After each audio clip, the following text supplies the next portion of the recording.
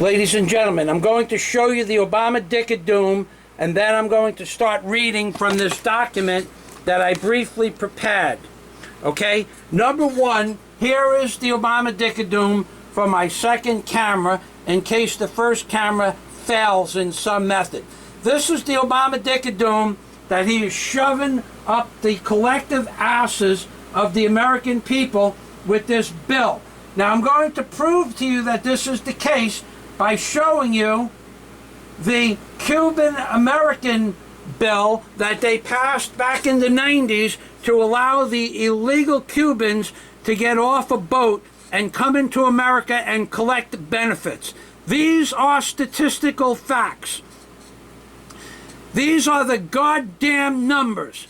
America, as you know it, will cease to exist, and further proof of this is the Cuban refugee program that they have placed into the American system. They have something called a wet foot, dry foot program. And if a Cuban lands on American soil, he is or she is immediately given citizenship.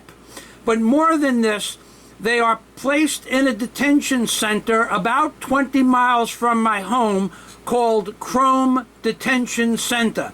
That's CHROME detention facilities.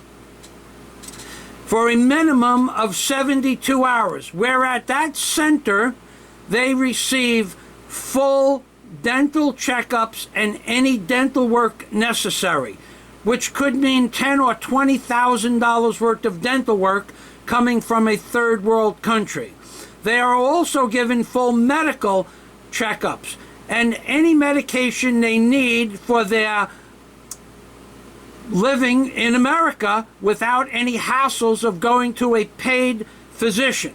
These things are facts. Next page, ladies and gentlemen. The next page is in fact number 4. Within 2 to 3 weeks of these Cubans being let into the country and detained at Chrome Detention Center, they each and every one of them, from the time, if they are even 1 day old when they get into America, each member of the family or non-family is given 2 checks over the first 6 months totaling $13,500 in 2 checks for $6,500 each. They are also given a driver's license, Section 8 housing, and welfare stamps for food. Plus, they can get a job. Plus, they get to go on welfare from day 1. This is a fact and can be verified on the internet as factual, and I will leave some links below. However, moving to the presumption that a Cuban family of 5 lands on American soil, they will receive $67,500 within the first 6 months of their landing on American soil. Section 8 housing for the entire family, which includes electric and water facilities, their full dental and medical checkup that I just spoke about, a driver's license worth at least $50, and food stamps from day 1, bringing the total amount of money to a Cuban refugee family to approximately $80,000 for a family of 5. And that is what they get for just getting into the goddamn country. Then they receive Social Security and welfare totaling another $20,000 for the family, which means a family of 5 coming into America receives approximately 90,000 American cash dollars for the first year in cash, just to get into the country and to break our law and come in illegally.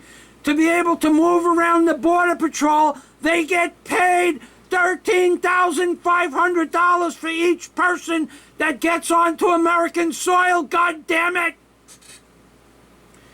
Then they receive food stamps, another $10,000 for the year.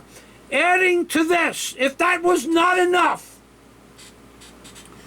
every Cuban, this is part number 6, every Cuban I have ever seen in 18 years in South Florida that started a business has never, ever once hired a white man.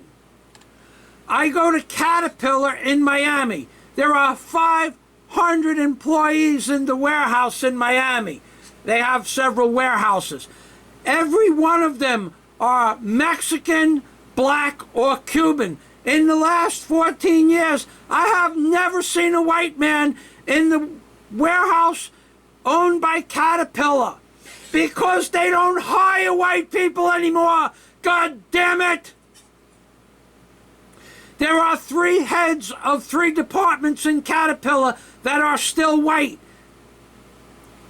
But that is only because they have been in the company for 20 or 15 or 30 years. Once they retire, no white man